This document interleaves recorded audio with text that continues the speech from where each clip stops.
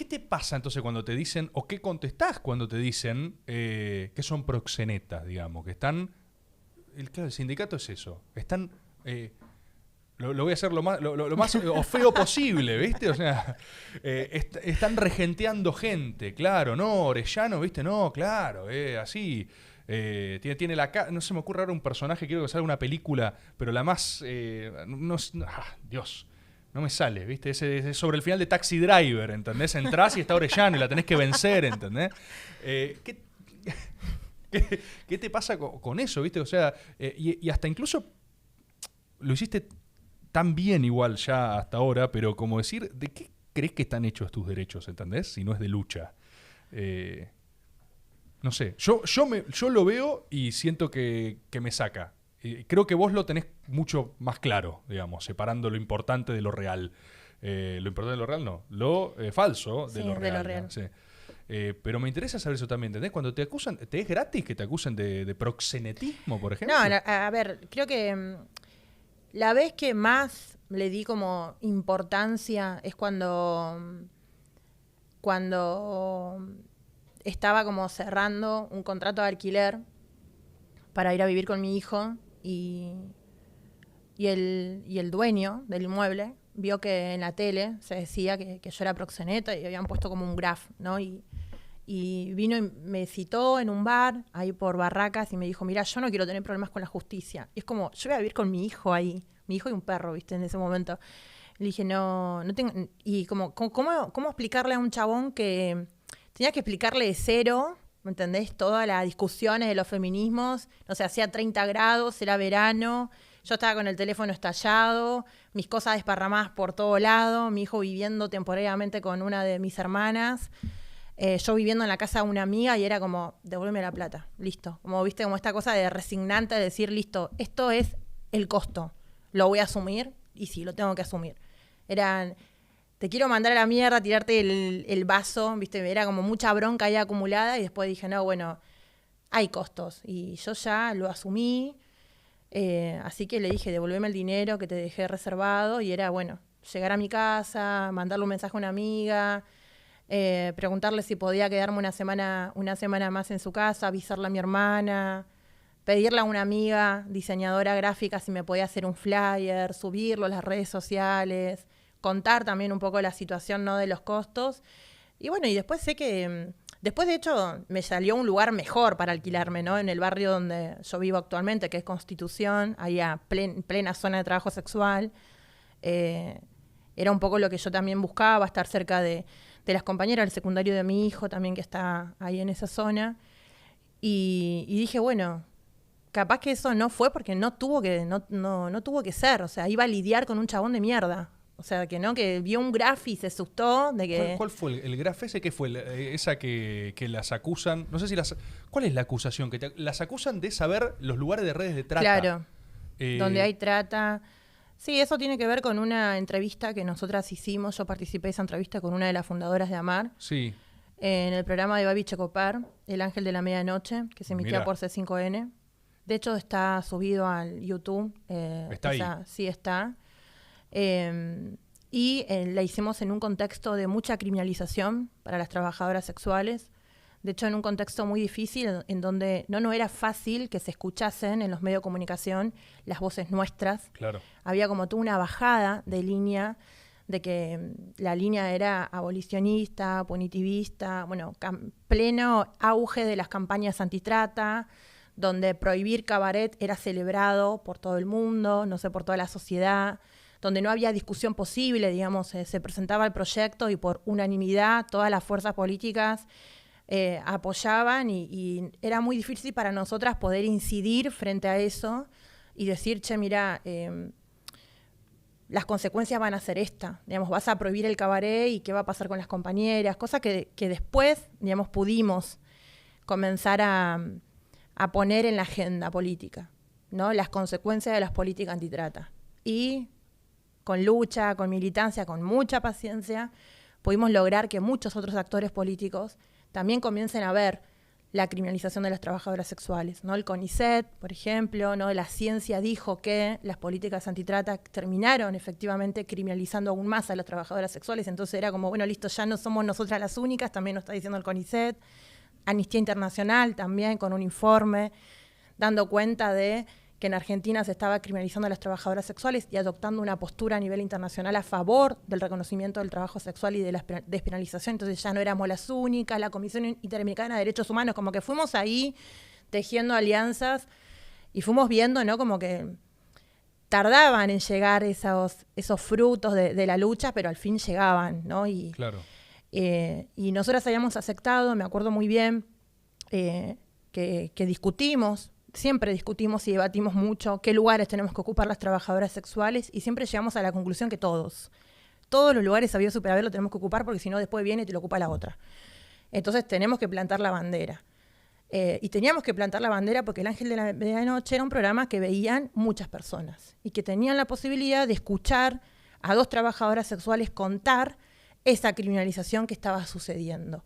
Quizás no fue favorable que sea Babi Checopar, pero era lo único que teníamos. Babi, ¿Era eso o nada? ¿Babi las invitó, digamos? Nos invitó a la producción a una entrevista donde él quería conocer la lucha de las trabajadoras sexuales. Siempre ahí con nosotras por lo menos fue respetuoso. Después, por supuesto, no bancamos, digamos, todo lo que él es como periodista. Eso es otra discusión. No, pero me parece interesante incluso el dato. Pero con nosotras... Él, viste, de hecho, antes de entrar a la entrevista, él nos dijo lo mismo que me dijiste, qué cosas querés hablar, qué cosas no. Y nosotros le decimos, bueno, queremos hablar de la prohibición de cabaret, queremos contar las consecuencias que tiene la prohibición de cabaret. Y bueno, él en esa entrevista nos pregunta, que dice eso, bueno, qué mejor que ustedes, que saben de poder sentarse también con el Estado, porque una de las denuncias que nosotros hacíamos en ese momento era que todas estas legislaciones se llevaban adelante sin escuchar las voces de las trabajadoras sexuales, y que para nosotras eso, en parte, es violento, ¿no? Que te diseñen una política pública, que se sienten un montón de personas a pensar, a analizar, a discutir, pero que la protagonista, el sujeto protagonista, no esté. Eso no pasa con ningún trabajador. Vos imaginate que discutan otros trabajadores la paritaria y definan cuánto tienen que cobrar los docentes. Imposible. Bueno, con las putas pasa. Y pasó durante mucho tiempo. Entonces invitaban a expertas. De hecho, nosotras nos daba como mucha bronca los currículum, ¿no? Que tenían. Porque cuando leíamos los currículum que se presentaban, no sé, eran como 15 minutos de currículum, de charlas que dieron, no sé por cuántas universidades. Conferencias. Claro. He hablado mucho de esto. Libros que habían sacado, experta. Aparte se presentaban como experta en prostitución. Y es como, pero ¿cómo definís cuál es tu experticia? ¿A partir de qué? A partir de tener un conocimiento, ¿no? Y es como, bueno, pero vos ponés en valor que esa que estudió, que presentó su trabajo de tesis, su trabajo de campo sobre prostitución, tiene más valor y más peso de la que lo vive y lo ejerce. Y lo sigue ejerciendo, ¿no? Y no sé, nosotros teníamos compañeras en ese momento que tenían 30 años de ejercer trabajo sexual. Y era 30 años, te pueden hacer el libro de Petete, no sé, ¿viste? 3 manuales contándote todo. Y la otra que hizo 3 charlas y un trabajo práctico o uno de investigación ya era experta. Y aparte todo lo que decía era cosas que no, por lo menos no eran representación de lo que, no eran cosas importantes para nosotras, de lo que tenían para aportar. Lo que contabas antes, te contaban qué era lo que te importaba, digamos. O sea, le contaban al Estado qué era lo que nosotras queríamos. Y nosotras estábamos ahí sentadas. Si alguien me quiere preguntar quizás porque estoy acá afuera. No, estamos bien. Una vez pasó eso. Una vez un señor, que me acuerdo que un asesor de un diputado que nosotras habíamos ido a ver, que aparte también a veces no nos recibían los diputados, nos recibían los asesores. Y era como, yo no quiero hablar con yo quiero hablar con el que atiende, el dueño del circo, ¿viste? Yo quiero hablar con el dueño del circo. Pero después, ahí cuando vimos esa secuencia, dijimos, son importantes los asesores. Ojo que mueven los asesores. Ojo que los asesores... Tan mal con los asesores, no subís, Los asesores... Entonces me acuerdo que una vez fuimos a hablar con un diputado, él no nos recibió a su asesor, que nos recibió muy amablemente, todos nosotras con las carpetitas, todo dejándole todos los estudios que habíamos hecho, porque también empezamos a hacer estudios. Decíamos, mira, hacen estudios sobre nosotras. Empezamos a hacer estudios nosotras, encuestas y estudios propios que tiene la organización. Y me acuerdo que en una charla que se estaba presentando, se estaba contando y dando cuenta del día después de los cierres de los cabarets, ¿no? Esto como que las políticas públicas que tenían que hacer de reinserción laboral, microemprendimientos y demás.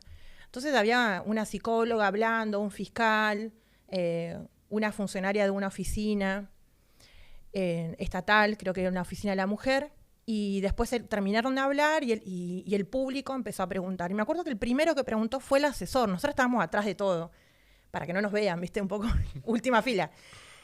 Y el asesor preguntó y dijo, ¿y qué pasa con aquellas personas que no se consideran víctimas? ¿Qué pasa con las que sí quieren seguir trabajando en el cabaret?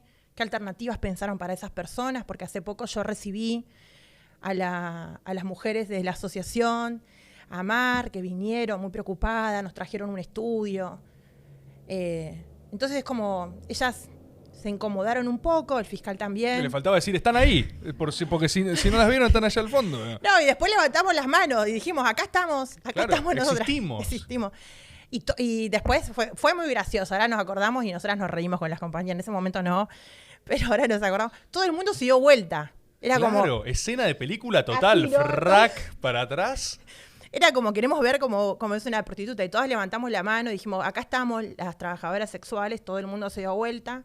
Nos dieron el micrófono y me acuerdo que 2 minutos me dieron. Era como, ¿cómo generar algo en 2 minutos cuando yo escuché 2 horas? ¿Viste? Claro. Como súper desigual. Y yo dije, mira, 2 horas estuvimos escuchando todo lo que ustedes dijeron y en ningún momento nos sentimos representadas. O sea, ustedes hablaron 2 horas de nosotras y no nos sentimos representadas por lo que dijeron. Es una bomba igual eso, ¿eh? O sea, son 10 segundos y es una bomba, una bola demoledora que rompe todo. Entonces, bueno, eso fue como las estrategias que teníamos ahí en un contexto, como dije, súper difícil para las trabajadoras sexuales. No era como es ahora, que es un debate que aparece rápidamente, digamos, en la mesa del grupo de amigos, en las organizaciones que tienen distintas posturas que parten. Y ahí nosotras aceptábamos todo. En ese marco fueron a lo de Babi. Fuimos a lo de Babi y entonces cuando nosotras le decíamos que los allanamientos eran súper violentos, que la policía robaba las pertenencias a nuestras compañeras, que le clausuraban hasta los domicilios particulares, que las compañeras se quedaban en la calle, que muchas estaban procesadas judicialmente. Contábamos un poco lo que las compañeras venían a la organización a contarnos y también nosotras lo hemos visto porque yo muchas veces he ido cuando me llamaban por teléfono, mira, me están allanando, y fui, y la verdad que la violencia con la que se manejaban los allanamientos era como, che, vos estás intentando salvar a las compañeras o las estás intentando criminalizar. Claro, estás intentando cagar a piñas a gente. Porque digamos, las veía todas contra la pared, la policía apuntándole con las armas, por otro lado las psicólogas queriendo hacerle una encuesta, una entrevista, y es como, che, ¿le podés decir? Y en teoría era eso, era salvarlas. Claro, digamos, ¿no? O sea, porque después al día siguiente en los medios de comunicación, en todos los medios de comunicaciones, tanto de los progresistas, lo de izquierda y lo de derecha, veía la foto de mis compañeras o contra la pared o puesto algo en la cabeza, no sé, un buzo, una ropa tapándole el rostro, y los titulares eran desbarataron una red de trata. Y es como, la foto te dice un montón. O sea, es una forma rarísima de salvar a alguien, digamos. Claro. ¿no? O sea, es el rescate más extraño del... es como la foto te está diciendo un montón, te está diciendo que la están tratando como criminales. Sí, en ninguna película de Superman se lleva a alguien y dice, pará, tengo que ponerte una bolsa en la cabeza primero y atarte las manos.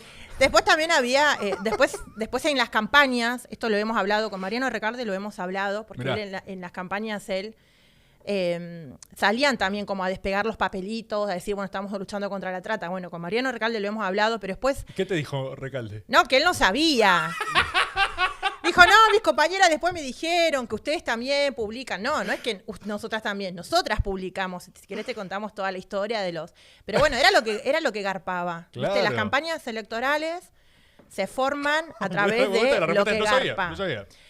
Y en una vimos a María Eugenia Vidal, que entró a un departamento de una compañera, y es muy gracioso, porque eso está en un video ahí por Telefe, que ella entra, ¿no?, en un allanamiento, entonces ella entra como vicejefa a ver el allanamiento y se queda parada en una pared de un baño que tiene humedad, y en la canilla hay una bombachita colgada, y ella se queda con una cosa toda de compasión, es como, flaca, nunca tuviste humedad o lavaste la bombacha cuando te lavaste, cuando te bañaste y la colgaste. Se conmueve frente a la bombacha. Se conmueve frente a la bombacha y a la humedad del baño. Oh. Y a veces, y las cámaras todas filmándolas. Síganme un segundo, por favor. Observad, contemplad este bombacho. No, y la cara de ella. Símbolo. La cara de ella cuando entra y hace... Así es como... Era una pared con humedad, la canilla del baño y una tanga. No había nada más. La de Si vos me decís que había una compañera que pasó, la recibió, la abrazó, le contó su historia, no era una pared. No, era un de símbolo. Baño, Ahí está, mirá. Era el símbolo. Sí. Y pasaban de esas cosas que ahora nosotras las podemos contar y generan gracia. En ese momento era como, era todo lo que estaba bien en ese momento. Claro. Y bueno, por eso fuimos al programa de Babi. Eso era todo lo que estaba bien. Sí. ¿Y Ser ustedes feminista era eso, era arrancar los volantes. De hecho, nosotras no habíamos agarrado, habíamos hecho una militancia muy, viste, ya border a lo último, porque estábamos tan enojadas. Me encanta, porque es como... No, porque salíamos a la calle y nos parábamos en Corrientes y veíamos a las pibas, siempre pibas y señoras, que despegaban los volantes. Entonces íbamos y la encarábamos. Oh, esto es increíble. Íbamos y la encarábamos. Algunas, viste, se quedaban escuchándonos, otras no, otras como... Otras, no de sé, hecho, reforzaban el hecho de Claro. que vinieron a apretar. Yo sabía que era una mafia. Y cuando se organizaban, después veíamos que iban a organizar. O sea, había una que iba a organizar grullas con los volantes de las trabajadoras sexuales. Y era como su obra de arte. Y es como, no, flaca, no vas a hacer el arte con las putas. Ya, andá a robar otra cosa de tu arte, pero no, grullas con los volantes de las trabajadoras sexuales. Que era como una conversión artística. O sea, Claro. voy a tomar esta opresión y transformarla en un ave Sí. que vuela. Iba a hacer grullas, iba a ponerla al frente de la Facultad de Filosofía y Letras. Puan, es Puan. Es Puan, es muy Puan eso. Es muy Puan, las grullas. Los zapatos rojos. Este flasheo era como, trae tus zapatos rojos. Yo, 15 años de puta... No sé qué es la de los zapatos. No, porque rojos. es como, se piensa que el rojo es un color muy asociado a la putez. Todos los colores tienen una asociación, ¿no? El Claro, azul. rojo es puta. Claro, el rojo es puta. Podría ser muchos colores el rojo, pero hay una cuestión, ¿no? Asociada a la puta, como el verde militar. Sí. Pero en realidad después también podemos resignificarlo al verde aborto, Sí. ¿no? El celeste vida. Sí, en realidad. verde aborto militar es la gran campaña de Bernie y Ofelia Fernández Claro. en la ciudad de Buenos Aires 2023. ¿Y qué pasaba con los zapatos? No, rojos? había una... En ese momento todos estaban en el Facebook, ¿no? Entonces había grupos de Facebook que, viste, armabas el evento. Viste que Sí, se arma el evento. Me acuerdo, sí. Entonces publicabas el evento y un montón de gente ponía si iba a asistir, no iba a asistir, si le importaba, no le importaba, y comentarios. Y me acuerdo que había una convocatoria en un evento público en las escalinatas de la Facultad de Derecho, donde era que tenías que traer tu zapato rojo, y era como poner en las escalinatas todos los zapatos rojos, y era como una lucha contra la trata de personas. Y yo le comentamos nosotras ahí en el grupo que era... Hace más de 10 años que soy, en ese momento, ¿no? Hace más de 10 años que soy trabajadora sexual y nunca me compré un zapato rojo. O sea, nunca me puse zapatos rojos. Es lo mismo, es el símbolo de algo que se inventaron, digamos. Y había muchas pibas que decían, no tengo zapatos rojos, bueno, vamos a pintarlo de rojo. Era como todo muy... ¿Qué estás haciendo? ¿Por qué estás haciendo Y la foto esto? era esa, eran los zapatitos rojos, era como la cuestión, ¿no? de las víctimas, de las invisibles, de las que no están, pero están ellas para hablar por esas que no están. Claro, y ustedes estaban ahí. Y nosotras estábamos ahí diciendo, che, nosotras nunca usamos estos zapatos, Claro. como en nuestro... Bueno, pero todo eso pasó hace no tanto. Hace no tanto. Hace no tanto. Esto terminó 2016 con la prohibición de los bares y los cabarets acá en la ciudad de Buenos Aires, sobre todo lo que estaban en La Recoleta, y ahora las compañeras están trabajando ahí en la calle, alrededor del cementerio de La Recoleta. Nada, lidiando constantemente con el hostigamiento de la policía, que cada tanto va, las corre, les dice que no se puede trabajar, les labra actas contravencionales. Muchas se fueron a trabajar a otros lugares, a otras provincias. Fue como se clandestinizó mucho más el trabajo sexual. Entonces, en el programa de Babi Checopar nunca terminamos, ¿viste? Todo giraba.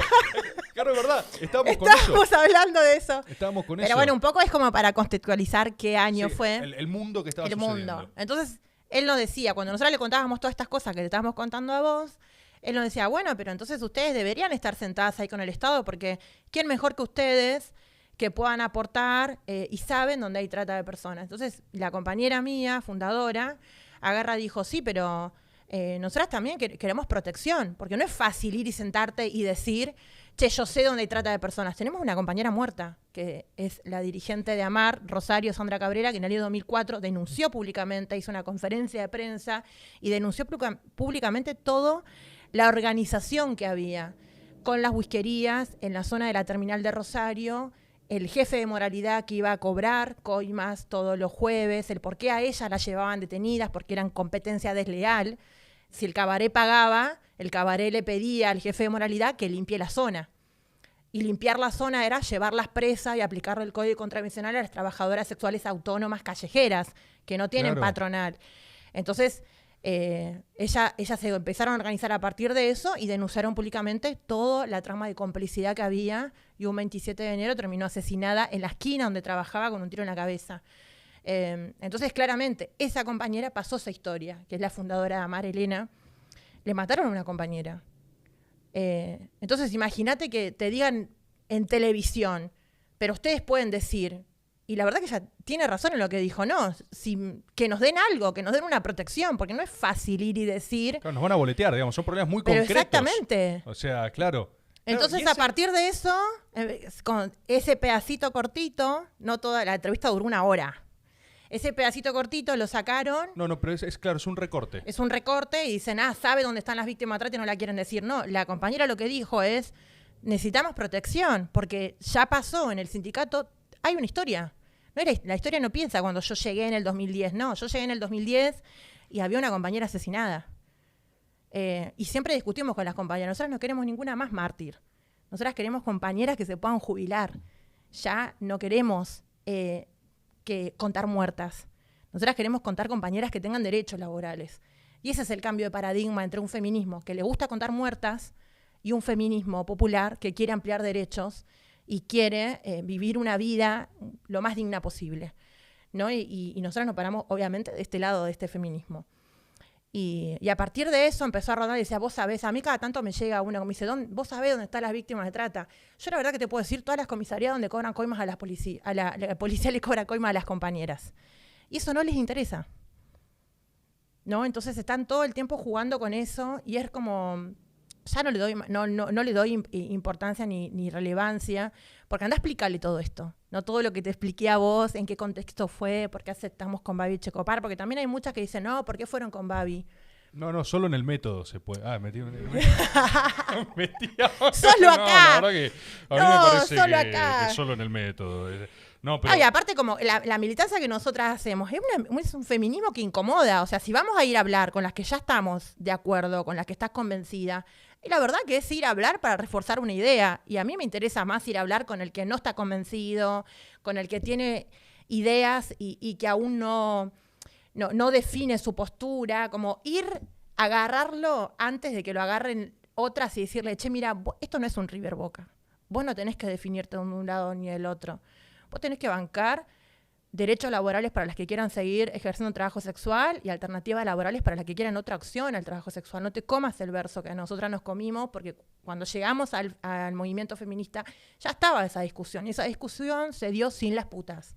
Entonces definieron políticas, modelos y posicionamientos políticos sin nosotras. Y nosotras no queremos esa rivalidad, porque posta en la calle no existe esa rivalidad. No es que la policía viene y te dice todas contra la pared, las que se reconocen abolicionistas de este lado, las que se conocen reglamentaristas pasen para el otro. No existe eso. Es como... Antes de comenzar, un debate teórico. ¿Dónde se inscriben en su eje ideológico? No, para saber cómo proceder. No el policía no te dice, las abolicionistas pasen por acá, las reglamentaristas... No, es como... Ahí es... rige la ley del más fuerte. Y las putas somos débiles porque no tenemos derecho, porque somos sujetos inexistentes para el Estado. Entonces es la que corre más fuerte. Antes era la que corre más fuerte. Por eso muchas no usaban tacos. Porque era la que corría más fuerte. Venía la policía, el patrullero, brigada, listo, zafa la que corre más fuerte. Nosotras con el sindicato logramos revertir que no es la que corre más fuerte. Nos quedamos todas y si nos llevan presas nos tienen que llevar a todas. Entonces ahí cambiamos esa cuestión del zabate sola por no, acá nos tenemos que salvar todas. No es que hoy zafaste vos y brigada no te llevó y como no hagas como que no te importe nada, porque mañana te puede tocar a vos y podés estar un montón de días en cana y nadie va a poder ir a llevarle comida a tus hijos o ir a preguntar por vos en qué tu situación legal, qué fiscal intervino, qué defensoría para poder hablar con tu defensor, pensar una estrategia de cómo podemos sacarte, qué te están imputando, porque hay mucho desconocimiento en qué te imputan, ¿no? Porque la prostitución no es un delito, es una falta. Entonces, ya de por sí no te podrían llevar presa. Si te llevan presa, te están metiendo otra figura. Resistencia a la autoridad, seguramente. Es una que siempre aplica a la policía. Si vos le gritás más a la policía y le decís, le haces valer tus derechos y les decís que vos sabés el artículo, pasa del artículo por prostitución a resistencia a la autoridad. Claro. Y ahí ya es un problema, porque pasaste de una falta a un proceso judicial. Si llegaste hasta acá, significa que amás el método. ¿Sabés qué haría alguien que ama el método? Estaría suscrito a este canal para ver todos los videos completos y sus clips.